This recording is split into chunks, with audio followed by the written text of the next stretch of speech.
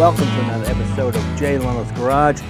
Today I want to talk about one of my favorite category of vehicles, original and unrestored. This is a 1936 Harley-Davidson Knuckle, or Knucklehead engine they call it. They call it Knuckle because you see these kind of looks like your knuckles. That was sort of the idea. This was the bike that I think made Harley-Davidson. Many of the styling features on this bike have lasted, well, to the current Harley-Davidson line.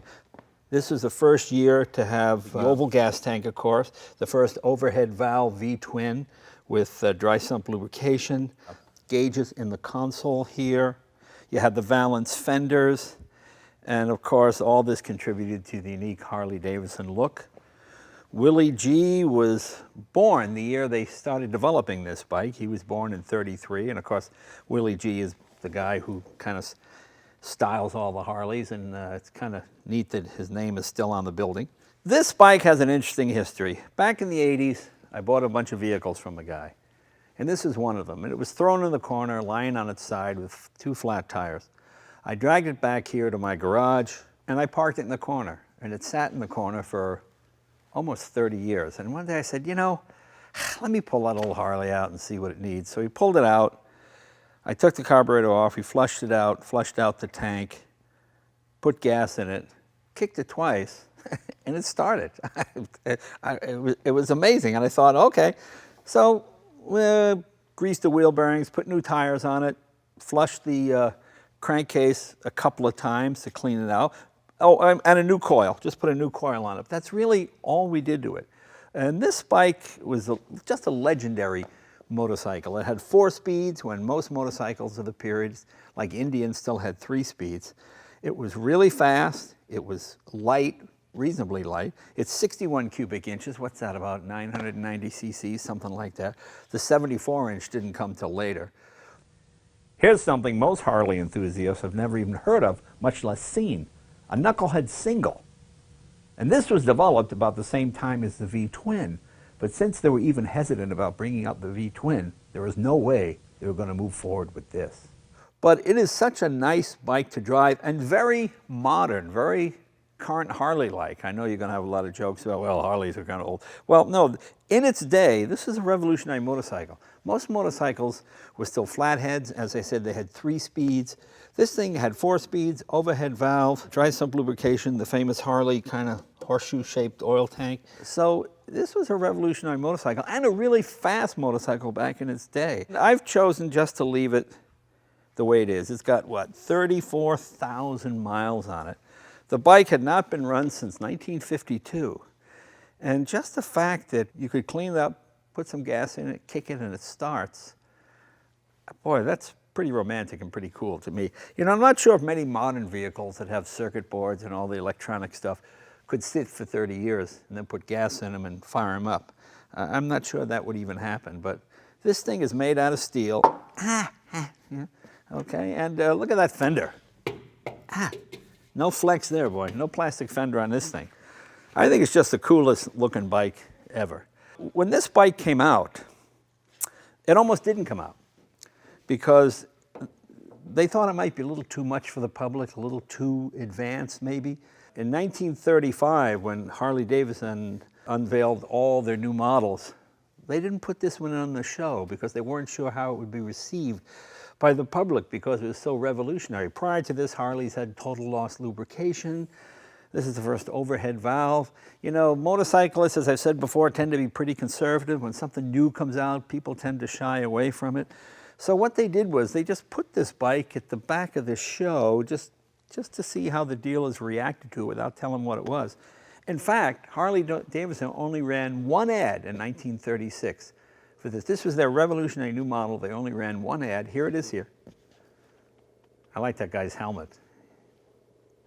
That was it. That was the only advertising they had for the model. And then, of course, there were teething problems, oiling problems, a few other things. It took a while to get them all straight. But eventually it worked out and it became a legendary motorcycle. I mean, these are going for like crazy money now. It's amazing how much these are. You know, they're getting up there with Vincent Black Shadows and Bruff Superiors. Some people might not put them in that category, but I certainly do, especially this model, the Knucklehead, just because it was so revolutionary. I mean, this looks like what everybody thinks a motorcycle looks like. In this windshield, I just put a piece of tape on it. This is it. All I did was add these mirrors, put a new battery in it, put a new coil in it, change the spark plugs, tires. Other than that, it's exactly how she was. Maybe it's time to take it for a ride. Before we do, you know, I called the folks at Harley-Davidson. I said, do you have any archival footage of people using knuckleheads? And I was surprised at how little there is. But here's what they sent me. Here's some people just having fun with their Harleys. Take a look. Back in the day.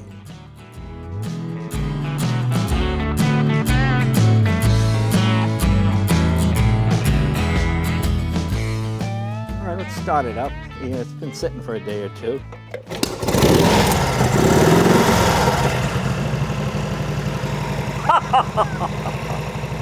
We'll take it outside, I'll get my helmet and stuff, and we'll go. To me, this is what a motorcycle is supposed to look like, you know? Just classic vintage styling, but muscular looking motor. I think the Knucklehead's one of the prettiest motors I've ever seen. A lot of motorcycles now, especially cruisers, are so huge, whereas this thing feels really compact.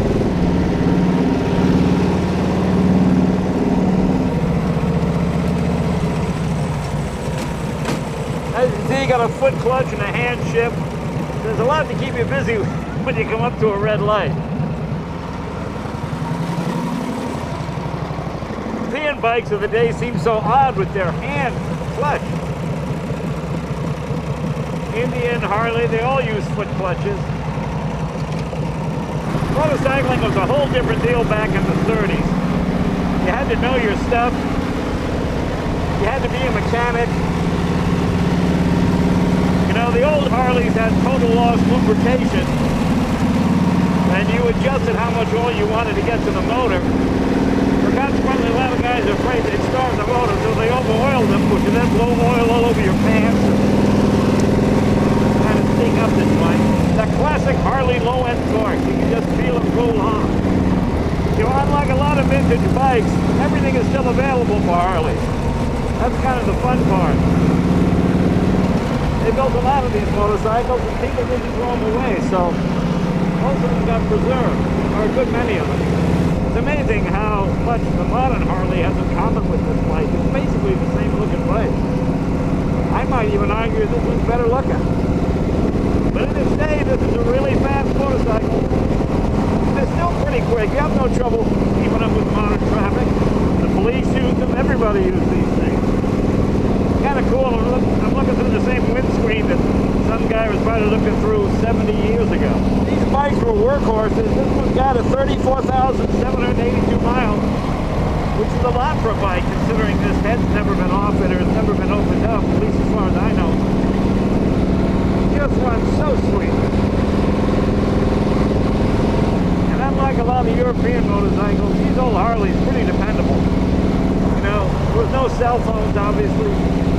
Things were great distances apart. You needed something that was reliable. And a big number like this with all kinds of automatic torque, couldn't beat it. As much as I like my Indians and the Chiefs from the 30s, this one had them beat.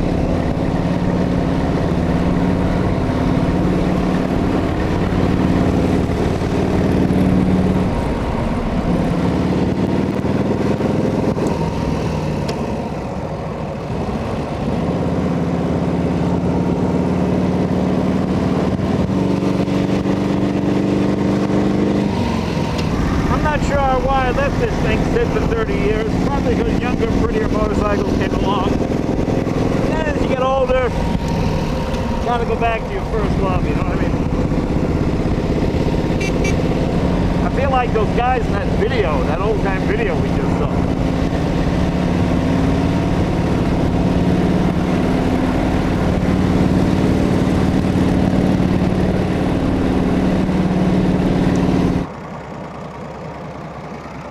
As you can see, that Harley DNA is pretty obvious. We'll take her up on the freeway now and see how she cruises a little bit. Yeah, if you had one of these back in the day, that was, you were the king of the bikers, boy.